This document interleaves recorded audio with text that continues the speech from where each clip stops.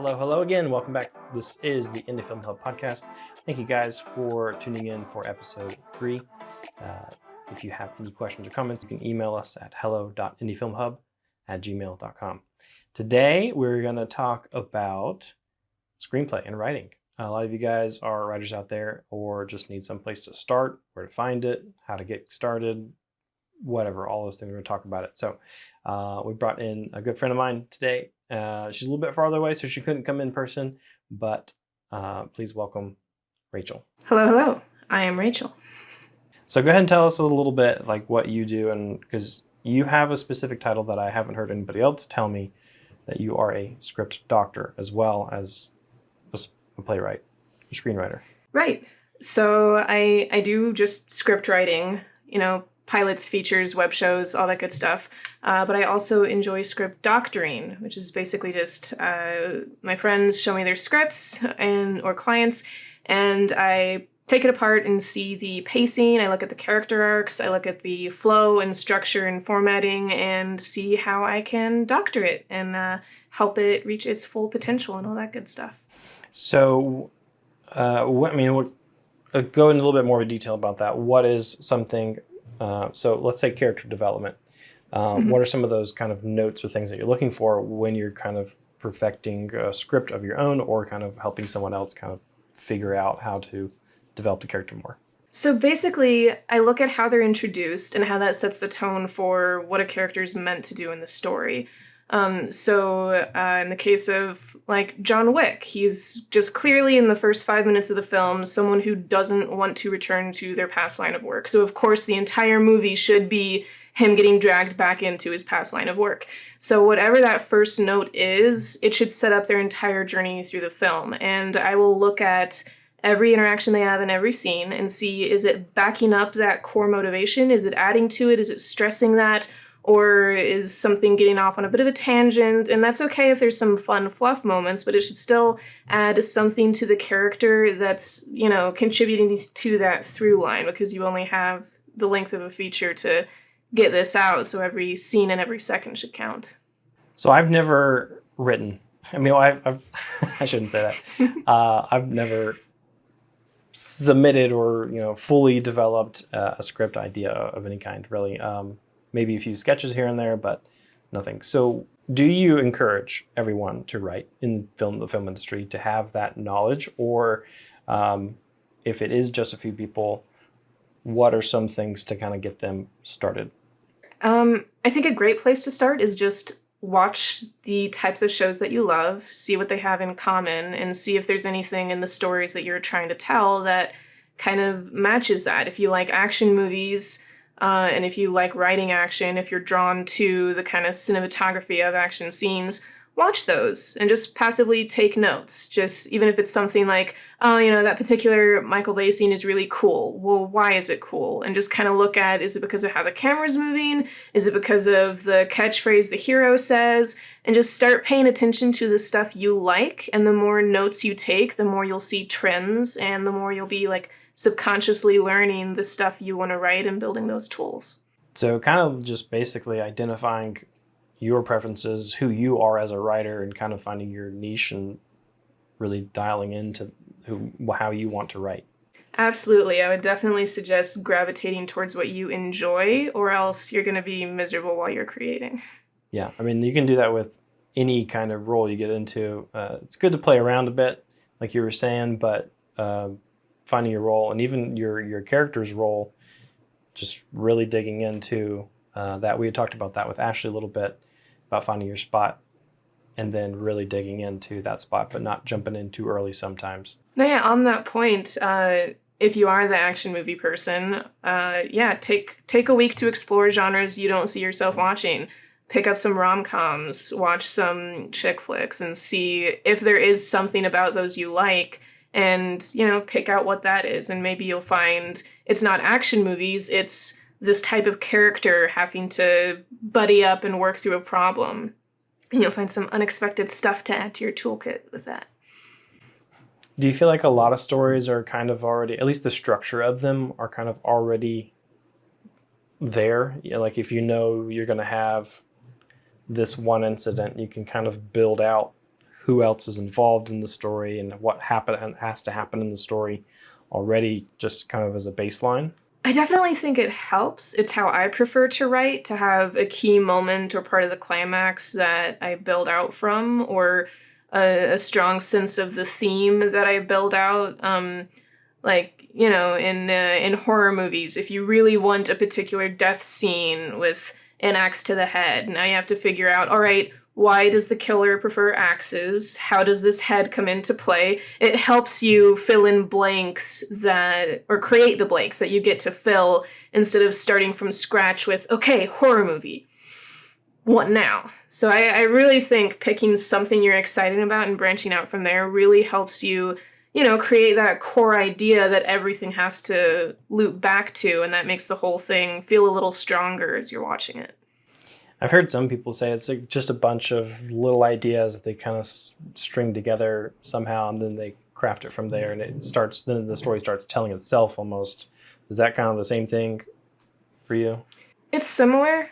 I in a greedy kind of way, I don't care for the line of, oh, the story starts telling itself, oh, the characters just start talking on the script, because, you know, I'm the writer. I want to give myself that credit and say it's not telling itself. I'm seeing its potential start to spark and come alive.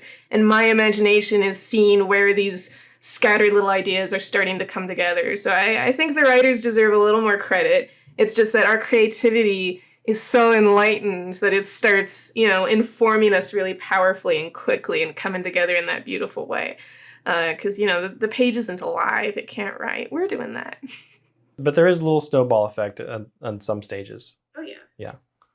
Yeah. What are some other ways to get started? Like if you just have a blank sheet of paper in front of you? So, yeah, the blank sheet is intimidating. What I enjoy doing is figure out what my limits are, because those create boxes you get to creatively work inside of. So if you happen to know the budget you'll be looking at, then you at least get to say, okay, what are budget-friendly genres, and starting from there. Or, you know, if you have a vague idea of, man, I just really like medieval fantasy, just giving yourself some kind of box of, okay, I want it all to take place in a single castle or something, because then you can start stirring with, all right, if that's my limitation, how can I creatively work within those bounds? Because when you have limitless opportunities, that's when it gets very hard to narrow down that first stroke on the page. And you can always, you know, adapt from there. Maybe your medieval story does end up going outside of the castle, but giving yourself a box to start in can help at least focus those first steps. So speaking of limitations, like in our community, if you are writing about a castle, well, we obviously don't have that or can source that or have the money to rent it or whatever. So, I mean, do any of your, like the practical limitations apply into your story writing, or do you just let the story be the story? And if it doesn't get shot, it doesn't get shot, but it's there. I've definitely worked with folks who want me to just write as though they'll have $1 million when I know we won't.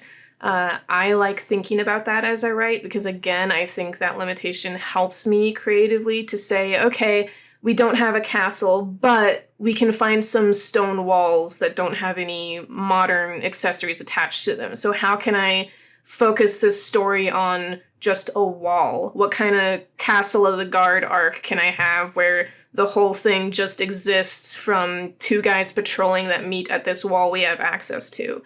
And that, you know, can help create a story you wouldn't have thought of just because that's something you're keeping in mind. Whereas if you are writing for the castle, you know, you may never end up with a castle, and then you end up with a cheap apartment that has bricks painted on the walls, and it's really fun to do, but maybe not the most fun thing to watch. Poor man's Romeo and Juliet. So we've gotten started, we've got a story, but it's obviously not the final draft. The first is rarely, if ever, the final draft. What are some of the next things that you do after you've kind of got at least the 75% of the story done, to keep it going or to develop it more or whatever? So if I have a first draft or most of a first draft, one of the first things I do is I'll reread it with a piece of notebook paper to the side, and just after each scene write down what I did as an and what's changing for the main character. And at the end, if I go back through that list and I'll see what's random or what's getting repeated, or, here's a question that was asked here that's never answered or brought up again. This character seemed important, but then that petered off, and that'll really help you see what's missing.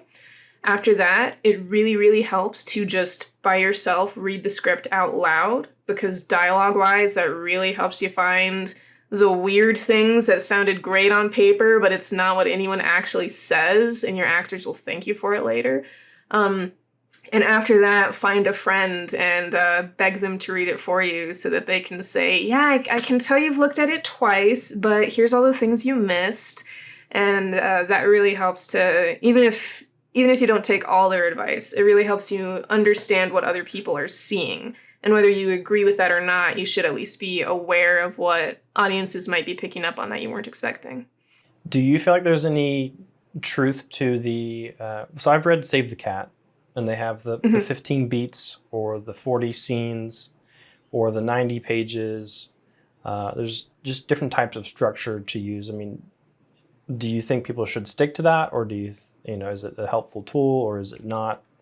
I think when you're just getting started, it's incredibly helpful to have a layout for structure, whether you're getting that from the Save the Cat beats or whether you're watching your favorite movie and outlining the pacing as a template to go off of, or whether you're trying to get used to the pacing of TV episodes, so you're watching things and writing down that. Having anything that's been done and done well before is invaluable. You shouldn't reinvent the wheel. That said, the wheel already exists. People like the wheel. They don't need another identical wheel. So your individual story will have its own needs and purposes. And that might be different than a single outline that has been produced regardless of genre or characters or anything else involved.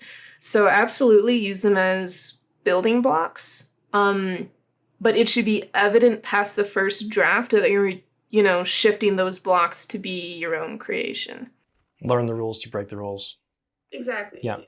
In some of those structures, the 3-act structure or the 5-act structure, you have the introduction, the inciting incident, climax, or the rise, the climax, the falling incident, and the resolution, or something like that. I think I'm missing something there. But even in the book, they break those down into like how many minutes or how many pages those should carry on through the timeline.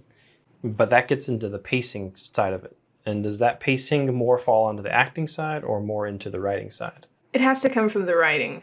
Like, the actors can't stretch 2 pages of dialogue to be 20 minutes as much as they may try. So it'll definitely start with the writing, and the performance will inform some things. But yeah, the script is what everyone builds off of. So yeah, pacing, again, make your own format, take what's been written and transform it into something uniquely your own. But the reason they say this should be this many pages is because, nobody watching a horror movie wants to spend the first hour getting to know the main characters. They want to see the bad guy come on screen by a fairly early point. Your premise should be for, broad appeal entertainment purposes, put forward very, very early so that people are excited about what you're promising this movie is supposed to be. So that's, again, that's a reason the boilerplate template they invite beginners to work off of says, here's your basic pacing, because you should play with it. You should invent your own things and see what works, or else movies like Pulp Fiction never would exist. But nobody wants an hour of learning about the family before the ghost comes into the house, Is that one of the points when you are looking over someone else's script that you see are one of the common errors? And what are some of the other common errors you see? A big thing they preach in film writing school, which you don't really need to go to school for writing, but it helps to have a deadline and a grade make you finish something. But something they preach there a lot is start when the story starts. And a main issue I see with stories pacing-wise is they think they need all this backstory first. And then they don't realize that in 2 beautiful pages later on, they're summarizing that between a little throwaway conversation a family is having. And you didn't need this, 5-year setup and funeral and blah, blah, blah to inform that these two characters have a past and don't like each other. Cut that, start right here, trust your audience to be smart, and get to things when it's exciting. Again, in John Wick, they could have had 20 minutes establishing how him and his wife loved each other.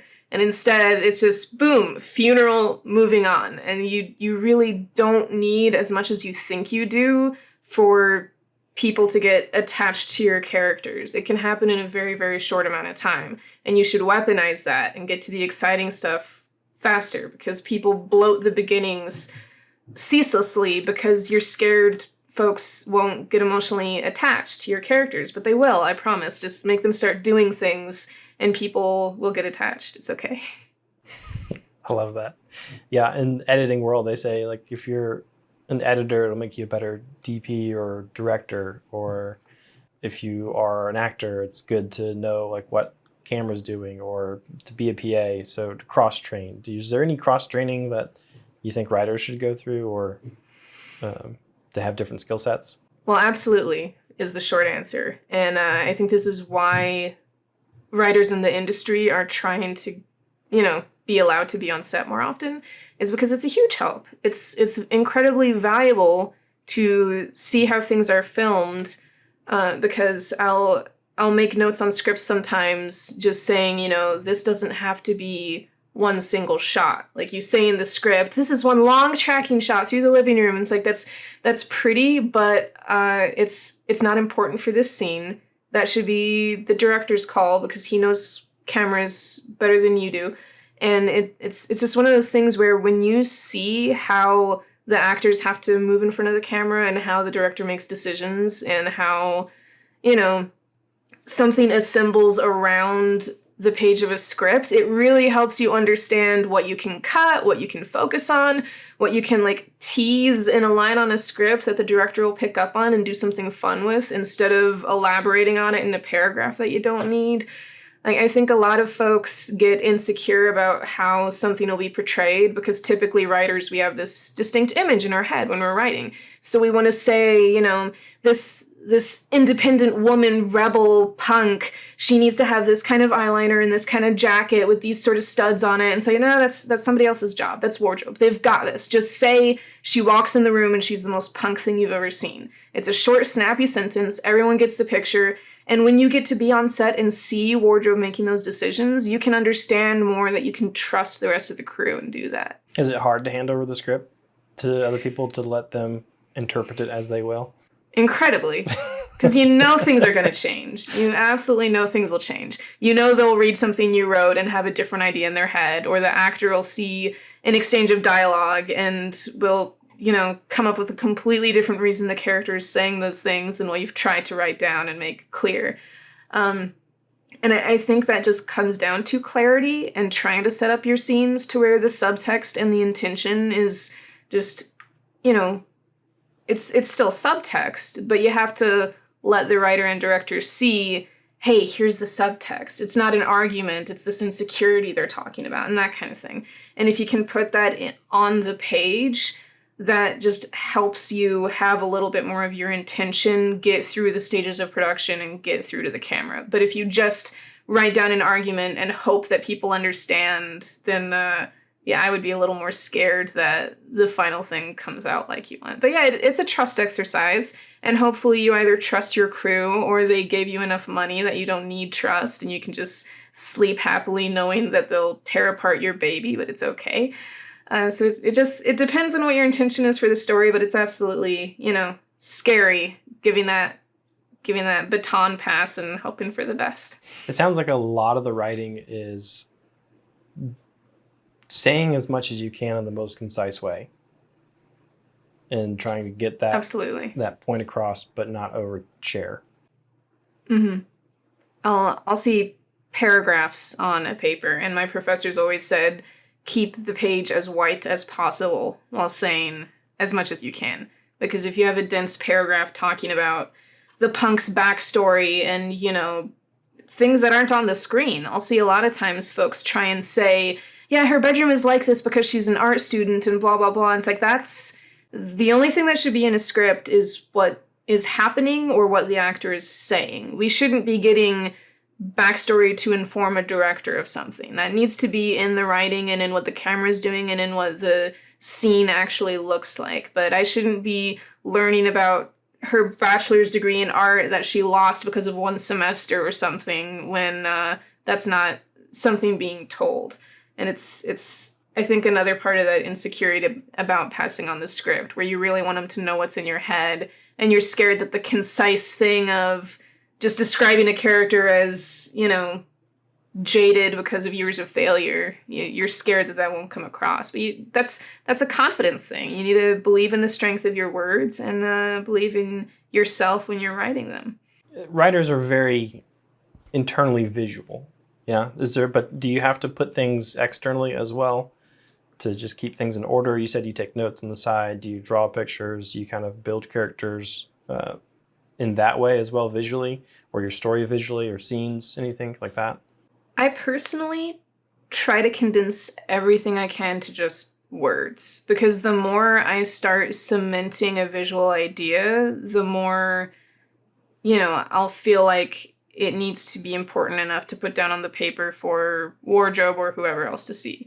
And at that point, I may as well be storyboarding it and filming it myself. But if I can't convey an important character idea in writing, I don't want to stress myself out by starting an idea of a person that's not on the page. Like if I start doodling a character and it's like, well, now he's tall with curly black hair and that's just how I see him forever. And when casting says he's kind of short with a buzz cut, that's going to mess up my day. Like it needs to be something that I see in writing. And I encourage folks that, of course, it's a creative thing where if it helps you imagine what's in character for them, scribble away. But I encourage folks to really test your strengths and condense it to the sentences on the page, because I think translating your creative vision in just that way will help you flex that muscle and use it more creatively and take advantage of just that limited space more.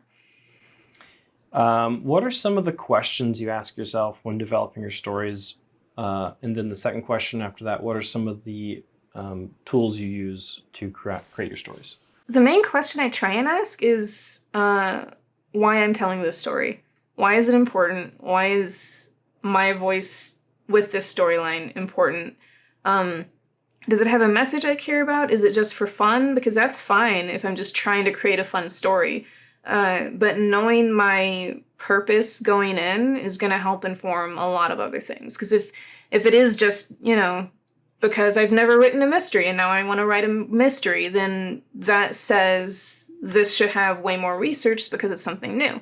If it's, something personal for me, that means I need to really focus on it being my own voice and my own ideas and selling that as part of the story. But if I know why I'm writing and what it's trying to do, that'll help with the characters, that'll help with the pacing and theme. It just informs every aspect of the structure and dialogue and everything if I know why this particular story is being told. Because a horror movie with a message like The Babadook or Talk to Me is going to feel very different than a horror movie made just for the spectacular showcase of gore. And both of those things are valid and important, but I should know them going in because it'll inform whether the characters come off as sincere or cheesy or all of that stuff. And that's an important foundation, I think, to go into a story with. And tools that I use, aside from stealing the pacing of movies I like. But I mean, that is an important one, and I repeat it a lot because it's very, very helpful, is to find the movies that have done what you're trying to do, that work well, or that you personally enjoy, even if broader audiences don't think it worked well, and learn as much as you can from those. Whether it's just genuinely counting out how many shots with what kind of duration there are in the film, or looking at why a character interaction worked and trying to replicate it and seeing if you can and wondering why you can't, if that seems like an obstacle for you, because it'll show you your weaknesses. It'll help you with your strengths.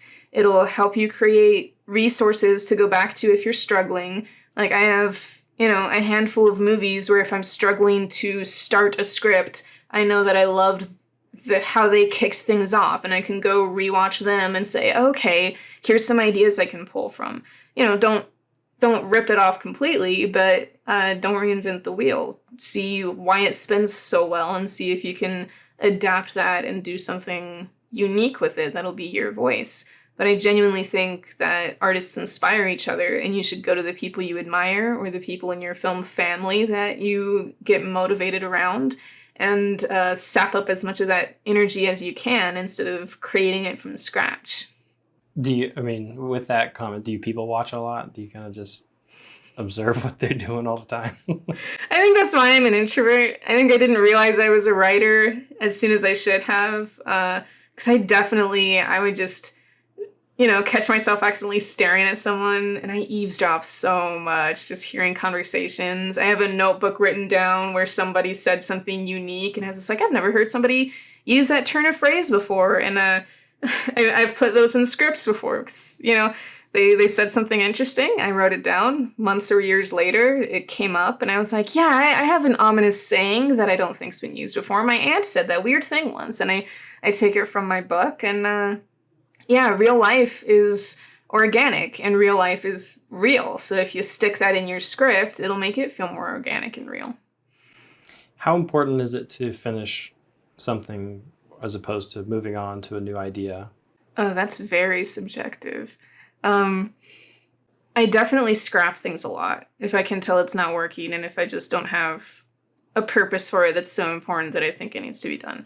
And I've definitely forced things a lot where I had a deadline that I self-imposed for myself, like for a grant or something else, or I'm like, okay, I need to make this as sharp as I can in 30 days or it's not happening. So you've got to finish it, and you've got to see what you can do with your limited hours. But I don't think it's healthy to force yourself to finish everything.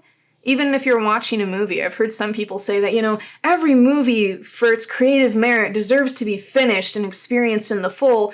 And I just don't believe that. I don't think that every single director out there made stuff with so much integrity that you owe them minutes of your life.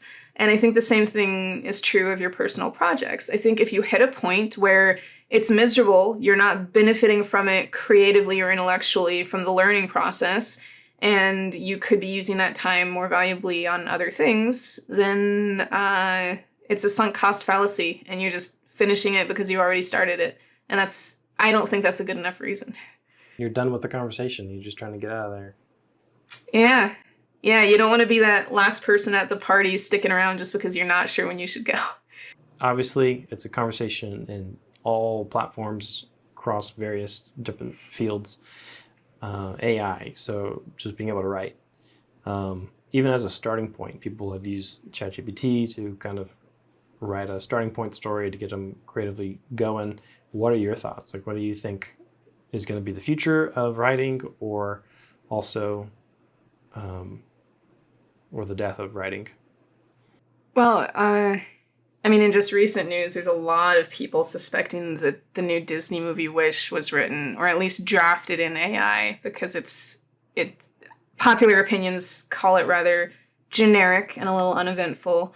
I have friends in my writing circles who definitely use ChatGPT to help focus a story, or, just get the first waves of an idea out there. Like they'll say, hey, I'm going for this genre with these characters. Can you just write some exchanges so I can try and get a feel for, the flow of this and what it looks like.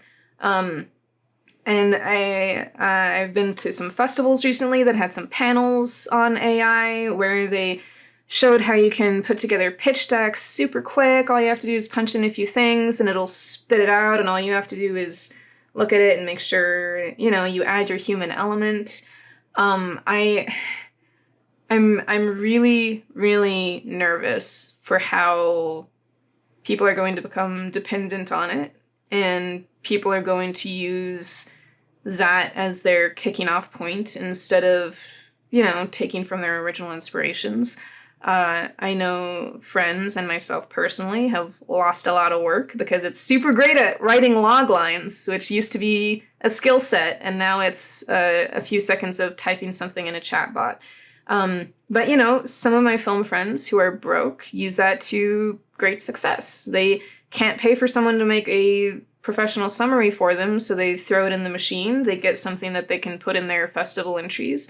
And for someone just starting out, it can be really helpful, and it can help bridge those knowledge gaps. Because if you've never seen a summary written, or you're not sure how to consolidate an idea into those 150 words you need, it can be really helpful to just see it done. But if something does it for you, you're not going to learn how to do it yourself. And I think that's the same issue that'll be seen in full scripts, because with the recent writers' strike, part of what was resolved said AI cannot replace a human's job, but a human writer can choose to supplement their work with AI. It just has to be their choice instead of the company's. And I think that's a great way to kill collaboration, because now you're looking to this robot instead of looking at your friends.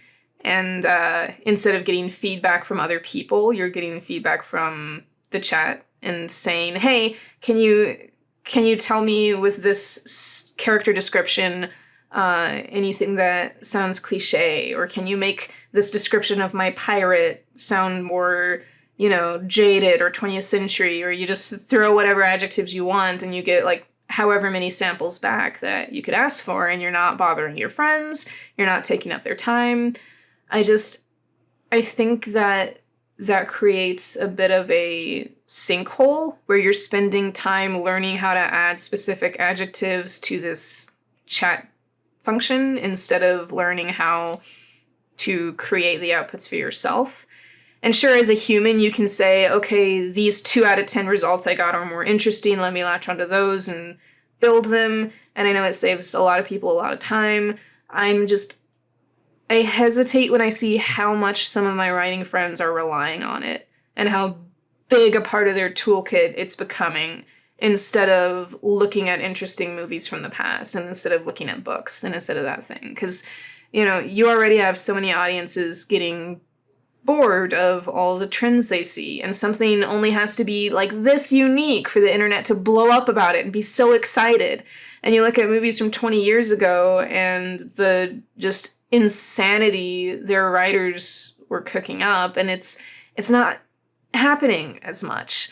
I think the horror movie Talk to Me, it followed a lot of beats that a lot of horror movies already do, but it was a tiny bit special and cool. So everyone was like, holy cow, horror movies don't get made like this anymore. And it's sad that, the bar for something being refreshing has gotten kind of low. And I think a lot of that is because we're in such a saturated day and age where instead of, watching a movie a month, you can watch 5 movies in a day. And so much content is being made. So they need so much content to be written. And it's insane and it's unmanageable. And I think, if you're making 1,000 movies a month for your streaming platforms, 900 of those are going to be really generic and cheap, and it fills your roster, but you're not getting young writers a chance to make something new. You're not giving old writers a chance to take risks. All you're doing is, creating stories that this demographic has a X% chance of viewing and passively liking, and you move on from there. And it's all money-based instead of inspiration-based, which is why I think indie projects like this are really important, because it makes these small inspired voices have more to say. But the more you're informed by an AI that makes a big homogenous mass out of everything it soaks in, I think the more just slightly standard and generic your results are going to be. I feel people are going to, hit AI hard, and there's going to be a lot of stuff coming out, but then they're going to, just like they tag milk as non-GMO, they're going to tag their writing as non-AI or something like that. Just go back. This is retro writing, whatever. And then we'll get back to some of the good old days. I say good old days, I'm only 34, but it will definitely be a phase. And how do you feel for me, I'm not a writer. And do you feel like I should go to a writer for just like a YouTube sketch if I just have an idea and I want just a 3-page, 5-page script on this little sketch idea for fun? Or can I use AI to do that and just to get the project done with minimal effort? And then there's a second question after that. It's hard because I know people struggle to have resources. Not everyone has a writing friend handy. If you do have a writing friend handy, not everyone's writing friend wants to do that for free for you. And I think like in specifically our film family, that's why so many folks say, hey, just tell me the date. If I'm free, I'll be there.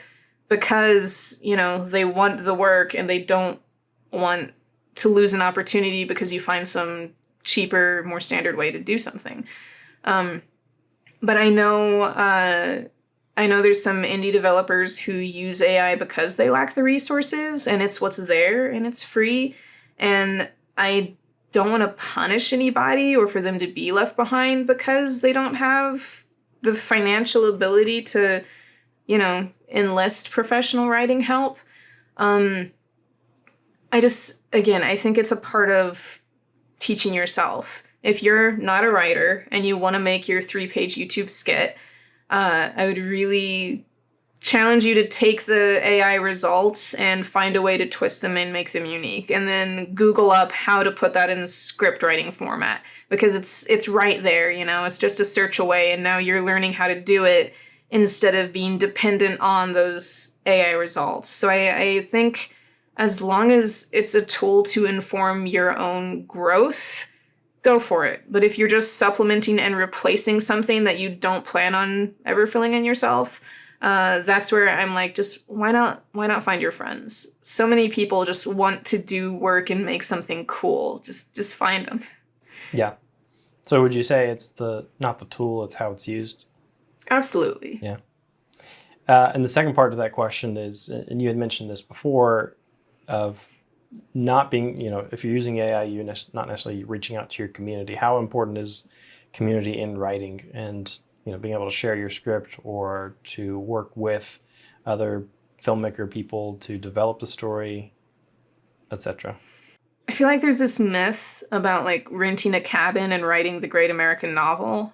And I think that's the worst way to write, where you're just in a box alone by yourself and your own perspective to just make something in that void. I love it when I get to add someone else's perspective to a story. I love it when I can have friends that I disagree with read a story and tell me the parts of it they personally don't like, because it's showing me what someone outside my demographic might think of it. Sometimes you'll find things that are offensive to communities you didn't even think about, and you wouldn't know that if you didn't show it to the right person, because you're stuck in your own head. And, you know, all of us only have our own experiences to go on. So when you are trying to write characters vastly outside of those experiences, the best way to inform how to make their part of a script strong is to reach out and find experiences to add to it. That's why I love when actors read a script and add a bit of their own voice to it characters, because they're informing it with a perspective that's outside of your own, and usually that can only elevate something. And that's why a director's voice getting added to a script can just transform a movie in fantastic ways, because they have all these ideas about cinematography that a writer may not be thinking about, and it can only, or in most cases, it usually only elevates a project to add more people and to see what their perspective can lend. You get a lot of those double roles, writer-director personalities that they just like both ends of it. So yeah, I mean, we have our community and we love it. It's great to collab with people and be able to do more instead of just doing one thing and having to stop at that point. I think the last question is a question that I lost, that I don't know where to go. I like that you're staring around as though you'll see it somewhere. Oh, I just had it. Oh, research. That was the question. When you need to research something, you're writing about something you don't know about, do you kind of just go with it first, or do you do like deep dive research and figure out all these ins and outs? Or if you're doing like National Treasure and you have to find all these historical things or whatnot. But What's your process for that? Well, it depends on the subject matter. Because, of course, if you are writing a national treasure movie or like a really involved period piece, then it's important to really dig in there and find informed, specific sources. But if you're making something like Pirates of the Caribbean, where it's like, okay, vaguely pirates, go, then I personally like to do, I guess you could call it aesthetic research, where you find just enough information to flavor something. And as long as every setting and character has a bit of that flavor, it'll be convincing enough for an audience. Like, you're going for immersion instead of authenticity. They might not have the specific buttons from that era, but the rest of the jacket is enough that someone just watching will be like, oh, that's Victorian, I get it. I can, my suspension of disbelief is set and I can carry on from here. And it can be fabulous to make something incredibly authentic. But I think for a lot of stories, especially the kind I like to write where it's more character driven, that little flavor check can bridge most of the gap. And you don't really need to worry about more than that. And then it can just be a fun journey of where you find that flavor. I was researching for a World War II feature once, and just figuring out what kind of pamphlets some of the officers may have been reading and dispatched. It added a lot, and it can add character moments, because suddenly you see some of the ridiculous propaganda stuff that went on, and that's a reason for, a character to show their sense of humor if they interact with that historic thing. And now your flavor and authenticity has weeded its way into the story and given itself more of a purpose. But yeah, I definitely think just bridging most of that gap and finding the level where you have fun with it can be enough. You can really drive yourself insane trying to be very specifically accurate and true to a thing you're going for. And for a story and for filming purposes, I just don't think that's necessary every time. And then you start working with the production designer and getting all those carried out. Well, awesome. I mean, that's, I'm sure we could talk more and more, but thank you so much for coming on this episode. Thanks for having me. Yeah. If you guys have any questions, you can email hello.indiefilmhub@gmail.com, and check us out, check out the show notes. What is do you want to share your social media? Yeah. I think on Twitter or X, I'm Eastpatch. I have a website, eastpatch.com, that has a contact email and all that stuff if anyone wants to reach out. And Eastpatch on YouTube. And all that will be in the show notes if you guys want to find it. Thanks again for listening, and we'll see you guys in the next episode.